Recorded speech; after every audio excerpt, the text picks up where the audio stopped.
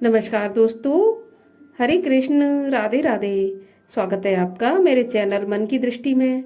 और आज के इस वीडियो में हम जानेंगे कि फाल्गुन मास की पूर्णिमा कब है, शुभ मुहूर्त क्या रहेगा, पूजा विधि क्या रहेगी। इस सब के बारे में हम आज के वीडियो में जानेंगे। साथ ही जानेंगे कि चंद्रोदय का समय क्या रहेगा। तो बने रहिए वीडियो में लास्ट तक। और यदि वीडियो अच्छा लगे तो वीडियो को लाइक करना और प्लीज़ चैनल को सब्सक्राइब कर लेना, क्योंकि आगे भी मेरे चैनल पे आपको ऐसे वीडियो और आपको चमत्कारिक उपायों के बारे में मैं बताती रहूंगी। तो देखिए, हमारे हिंदू धर्म में कुछ तिथियों का बहुत अधिक महत्व माना गया है, जैसे कि पूर्णिमा है, अमावस्या है, एकादशी है। इन तिथियों में यदि हम दान पुण्य, स्नान, व्रत, पूजा, सत्यनारायण की कथा ये सब करते हैं तो इसका हमें कई गुना ज्यादा फल प्राप्त होता है, कई गुना ज्यादा फल मिलता है। उसी में से एक खास है फाल्गुन पूर्णिमा। तो आइए सबसे पहले तो हम ये जान लेते हैं कि फाल्गुन पूर्णिमा कब है। तो देखिए, फाल्गुन पूर्णिमा की जो तिथि है वो प्रारंभ हो जाएगी 24 मार्च की सुबह 9:54 पर और तिथि समाप्त हो जाएगी 25 मार्च 12:29 पर दोपहर में। तो फाल्गुन पूर्णिमा का जो व्रत है वो हम रखेंगे 24 मार्च रविवार को, क्योंकि उसी दिन हमें चंद्रोदय पूर्णिमा तिथि में प्राप्त होगा और हम उसी दिन अर्घ देंगे। तो उसी दिन हम व्रत भी रखेंगे, यानी कि 24 मार्च रविवार को।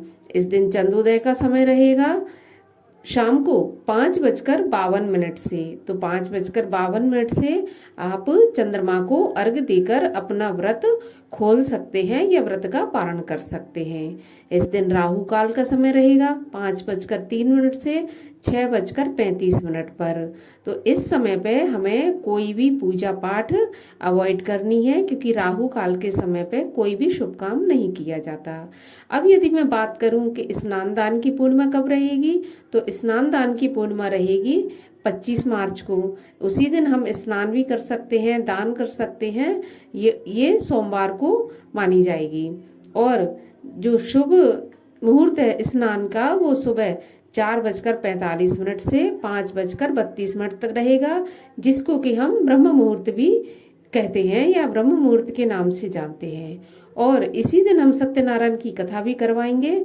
तो इस दिन मुहूर्त रहेगा सत्यनारायण की कथा का सुबह 9:23 से और 10:55 तक। तो इस बीच में हमें सत्यनारायण की कथा करनी है, या आप व्रत रखते हैं तो कथा सुननी है।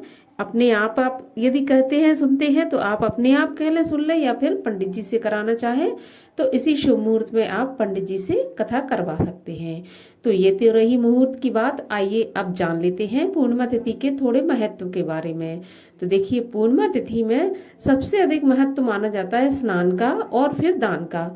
और इस दिन यदि किसी पवित्र नदी में स्नान किया जाए, जैसे गंगा जी है, यमुना, नर्मदा, इनमें, या फिर ठीक है अगर आप नहीं जा सकते नदियों के तट पर, तो फिर आप घर में ही अपने नहाने के पानी में थोड़ा सा गंगा जल मिलाकर, या वो भी नहीं है तो आप गंगा जी का ध्यान करके हर हर गंगे करके आप स्नान करें और व्रत रखें। तो बहुत अधिक फल इस व्रत का और स्नान का हमें मिलता है। पूर्णिमा तिथि के दिन सूर्य को भी हमें अर्घ देना चाहिए, वो भी तिल मिलाकर, काले तिल मिलाकर हमें अर्घ देना चाहिए सूर्य भगवान को। इसके अलावा हमें दान पुण्य जो भी हमारी श्रद्धा अनुसार है, सत्यनारायण की कथा भी करवा सकते हैं हम इस दिन, व्रत भी रखते हैं। और जो व्रती है, व्रत रखता है, वो अपना व्रत सारा दिन उपवास रखने के बाद शाम को चंद्रमा को अर्घ देने के बाद अपना व्रत पारण करते हैं। चंद्रमा को अर्घ देने के लिए आपको 1 लोटे में जल लेकर उसमें थोड़ा सा कच्चा दूध मिलाना है। देखिए, क्योंकि हमारा यदि चंद्रमा हमारा सही है तो सारे ग्रह हमें शुभ फल देते हैं। तो उसमें कच्चा दूध थोड़ा सा मिला के और फिर हमें अर्घ देना है। ध्यान रहे कि जब हम चंद्रमा को अर्घ देते हैं तो उसके छींटे हमारे पैरों पर नहीं पड़ने चाहिए। तो आप कोई भी जल का पात्र रख लें नीचे और उसमें अर्घ दें आप। उसके बाद उस जल को आप किसी पेड़ पौधे में या क्यारी में आप डालते हैं। इस प्रकार से आप अपना व्रत पूर्ण करें। कोई भी सफेद चीज का आप भोग बनाएं, जैसे कि दूध की खीर है या फिर मीठा दूध है, उसका आप भोग लगाने के बाद और व्रत का पारण आप उसी से करें। तो इस प्रकार से चंद्रमा को अर्घ देने के बाद आप अपना व्रत पूर्ण करें।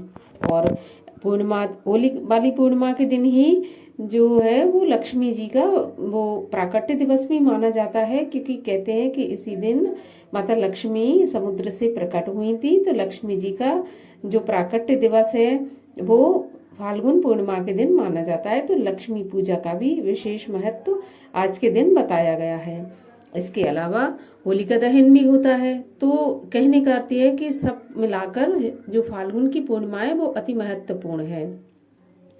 और अब मैं यदि बात करूं कि होली जो जलती है या होलिका दहन का मुहूर्त क्या रहेगा, तो देखिए होलिका दहन का मुहूर्त रहेगा रात को 10:30 बजे के बाद। यदि आप कुछ भी टोटका या कुछ भी उपाय करना चाहते हैं तो रात को 11:15 बजे के बाद ही आप करें, तब आपको शुभ फल प्राप्त होगा। और क्या उपाय करने हैं इसके बारे में मैंने एक वीडियो पहले से डाल रखा है अपने चैनल पे, यदि आप चाहें तो जाकर चैनल पे देख सकते हैं कि आपको कौन से उपाय से क्या फल मिल सकता है।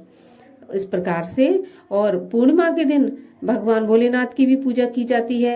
आप चाहें तो शाम को भगवान भोलेनाथ के मंदिर में जाकर काले तिल मिलाकर जल चढ़ा सकते हैं। और जो भी भगवान शिव को अर्पित होता है वो हम अर्पित कर सकते हैं, क्योंकि पूर्णमासी के दिन जो अपने बच्चे हैं या पति की दीर्घायु के लिए महिलाएं व्रत करती हैं, माताएं बहनें व्रत करती हैं, तो भगवान शिव की पूजा भी शुभ फलदायी इस दिन रहती है।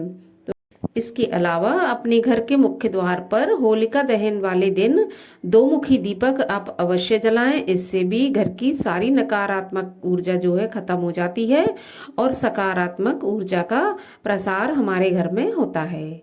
ठीक है ना। तो मेरे वीडियो में अंत तक बने रहने के लिए आपका बहुत बहुत धन्यवाद। मैं मिलती हूँ आपसे अगले वीडियो में। तब तक के लिए राधे राधे, हरे कृष्णा, जय माता।